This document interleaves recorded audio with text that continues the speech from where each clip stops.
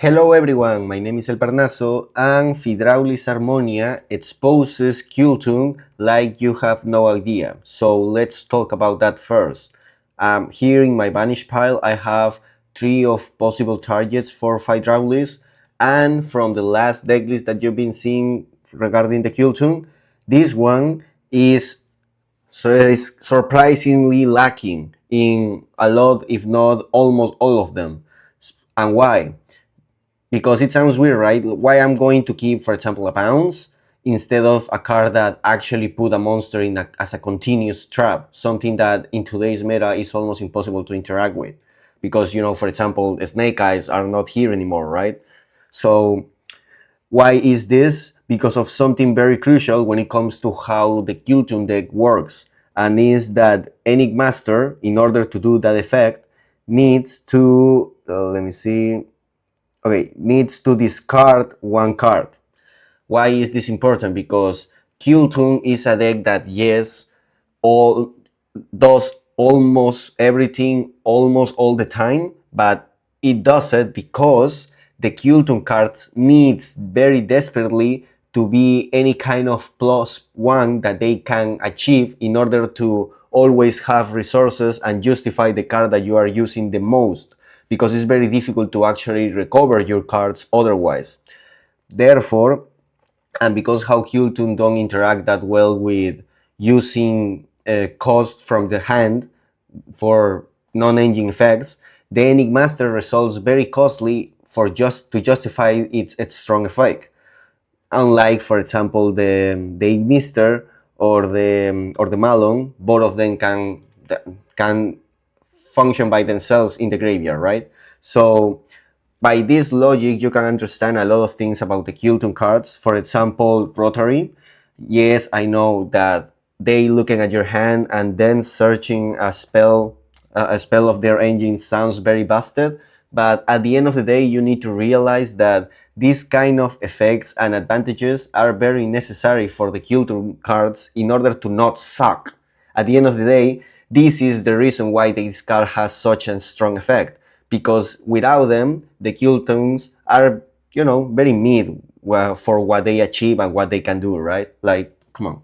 So, having this in mind, we can make a lot of assumptions when it comes to how we want to play the Yami against the Fydraulis, because we can make the assumption that, at least at the moment, the Enigmaster is not something that we need to worry about. Most likely, we will need to worry about the Wind Pegasus and the Malon. I know that they are placing the Deep Sea Diva, but that is not something that we actually care about when it comes to Yami gameplay, right? So let's just think about these two and discard this one right here. This is going to be very important for some kind of plays that we can actually do. So for the purpose of this example, we're going to start with either the Lolipo and the Cookie Yami. So let's say that we are going with the Lolipo. We normal summon it, then we just go and we activate the Snatcher, right? We use the effect. Here is very unlikely that they are going to use the Fydraulis, because at that point this card will just be an ogre, right? Because what is going Mali to bounce and what is this going to do, so they are not going to do that most likely here, but at the same time they will get very punished by it if they don't, because if we go straight with the minion, if we go with the minion and we just revive the Yami that we just used, the next monster effect that we are going to use is going to put it in a very tough spot, because we go obviously for the newly limited Capsi Yami wave. So we go with the effect here, and if they don't use the Fydraulis here, we are just going to push for a lot, because we will have both the Capsi and the Marshmallow. Let's say for the purpose, like, you discard anything else, right? Like the full web. So if they don't use the effect here, we are going to guarantee the special summon of the Capsi that we get as a surprise, that then can change a lot of the gameplay, because after that we still have even the Marshmallow. So most likely, if they're going to use this card when you are going first, they will use it here, maybe kinda.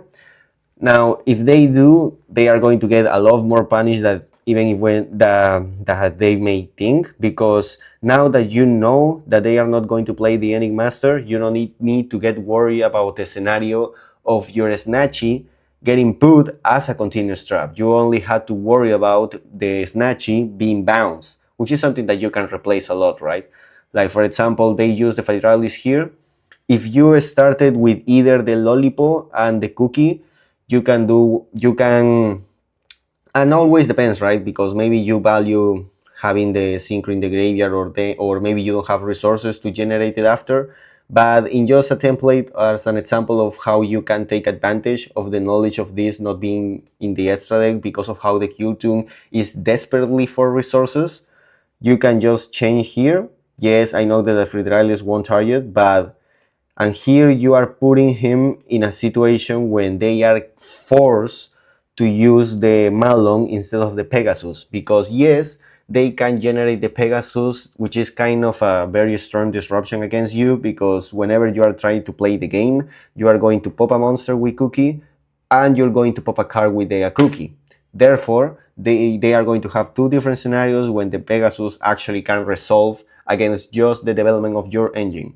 So most likely they can treat a lot of people whenever they use the Fydraulis going first against the Yami as an ogre that then leaves you a Pegasus to punish the Yami interactions in your own turn, right?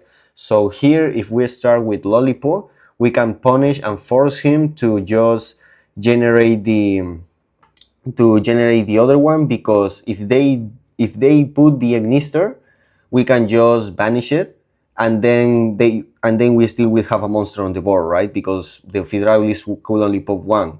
Yes, they can pop the Lollipop here like nothing, but if they do, they are still leaving us a Snatchy, therefore they are still leaving us a Link 1 if they send the Pegasus. Therefore, if they pop the Lollipop, they will need to get rid of over Snatchy, and the way that they have to do that is not putting him as a continuous trap, is sending it to the extra deck and not generating the Pegasus. And if they still insist in generating the Pegasus, because we already resolved the Capsy way, we have the Capsy Yami that can generate the surprise, that can revive the Lollipop and get rid again, just like nothing, to the Wind Pegasus that they do, because we still have also guaranteed the Marshmallow to return that Yami surprise. At the end of the day, you will be only losing one level, one monster on the field, which is like, who cares at that point? You are getting more advantage of getting rid of whatever the Fydraulis generated. So at that point, they most likely will have to just send the Malon, right?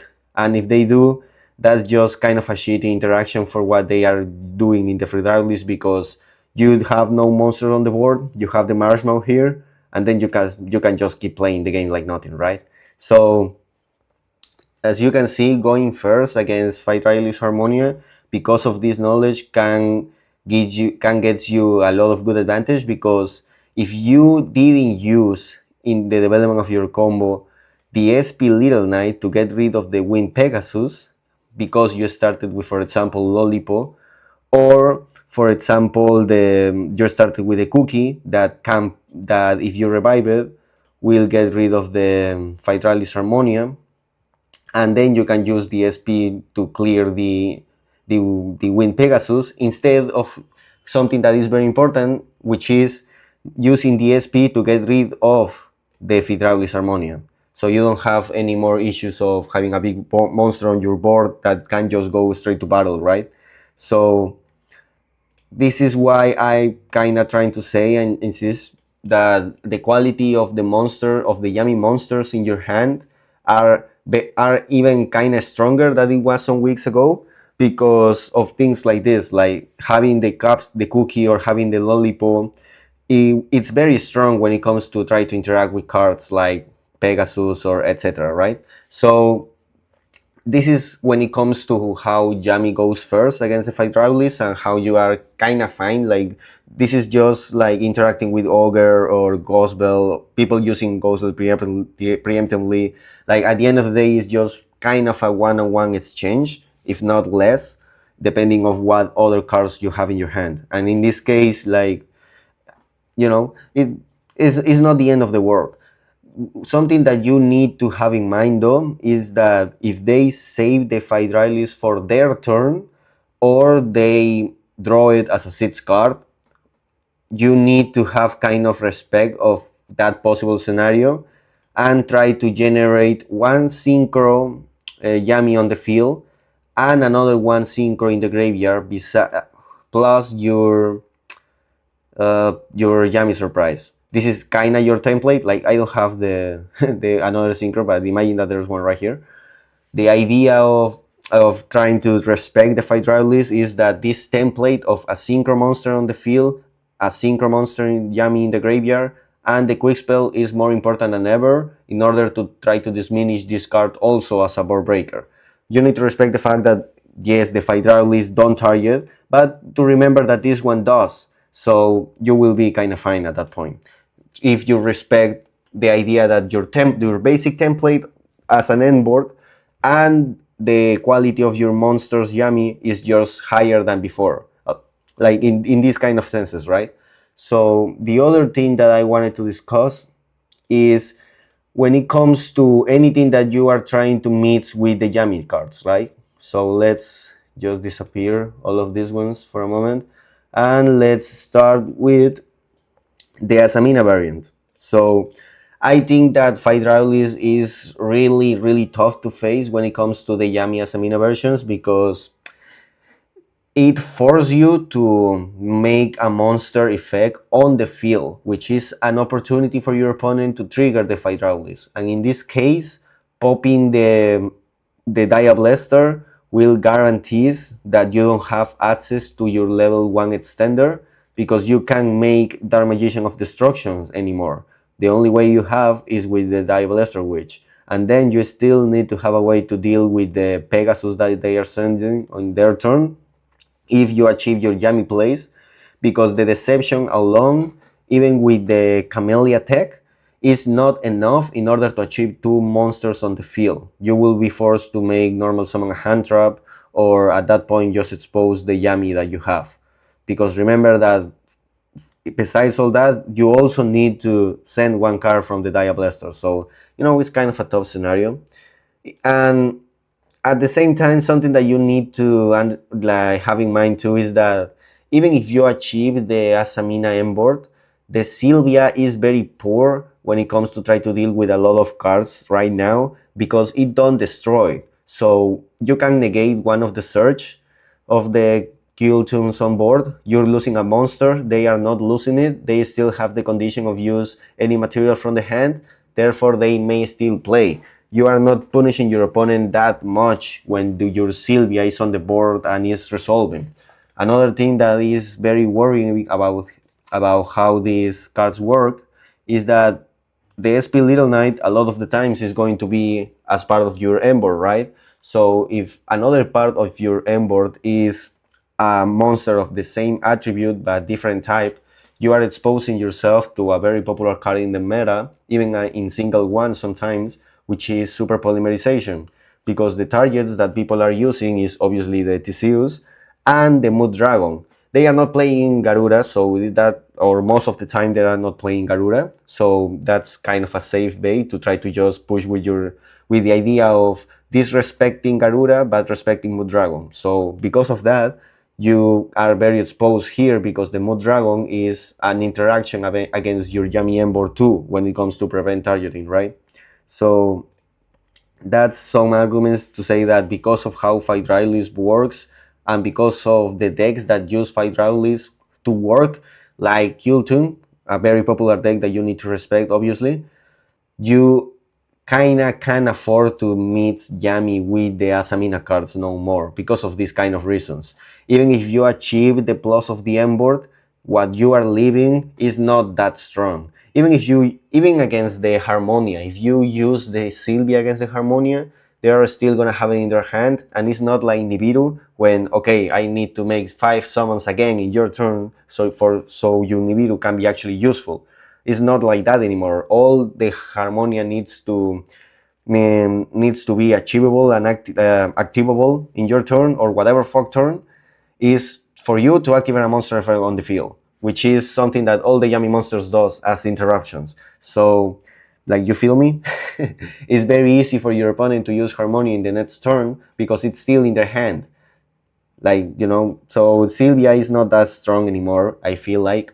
And the development of the Black Witch as a piece of the start of your combo is also not that good, as you can see. So I think that a very consequence of the Fydraulis is not to play Yami Asamina, maybe not that much anymore, and instead going with Engraver.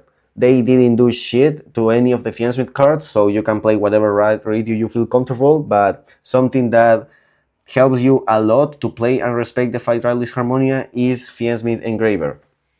And I'm going to one of the main reasons is the requirements that Fydraulis Harmonia has, right? They need you to use a monster effect on the field. But how the engraver works? Engraver activates from the hand. The only scenarios when they are going to be you able to use the Harmonia against the development of your Fiancement cards, because of Luri activating here too, is here when you use the Requiem. The problem with that is that you are still going to have just one monster on the field. So this is again just kind of an ogre, right? What they're going to do? Just get rid of the Lacrima. At that point, you just use a Cypher Gamma against the Lacrima, right? Because here you didn't use any of your cards in your hand, you didn't use your normal summon, and you still have Engraver in the graveyard to just not only playing the game, but getting rid of the Fydraulis Harmonia while respecting the Wine Pegasus, because the Wine Pegasus asks for destroyed or by battle or card effect. What does Engraver does when it's equipped? That's right, it sends. So you still get rid of the Fydraulis Harmonia. You respected at the moment the Wine Pegasus, so they can use it so they can use it right now and you lose the monster. Because you didn't use normal summon, you can just do normal bell, and with these two you can go and do all your jammy shit because you just go for Camellia, you go for the Lollipop, and you just send this shit out of existence. So not even that, because you get rid of the Harmonia with the Engraver, you can search whatever jammy you want, and at the end banish the Ignister shit with the Little Knight, so you're fine too. So as you can see, going first against the development of your combo against Fydraulis Harmonia, if they decide to use it, is better with Engraver than the Black Witch or Well Track or whatever, right? And if they don't use it and they save it you will go to the Kapsiyami way, that, as you saw by the previous example that I was showing to you, is not that big of a deal, right? You're still gonna have the Marshmallow. In that case, you didn't even make a normal summon, so you're good. You're really good. So let's say that they decide to save the Fydraulis Harmonia as a board breaker, right? Or they draw it as a 6 card. The Fiancement cards also helps you better than the Black Witch in those cases, because if the Fiancement card resolves or the Yami cards gets to the Fiancement cards, you are going to be available to summon the High Caesar, and the High Caesar can negate and destroy the Fydraulis Harmonia, which means that you can actually use it so you in such a way that you don't feel like you are losing in that interaction, even though you are negating something, because they will need to have another Harmonia in the next turn to actually try to threaten with that card again.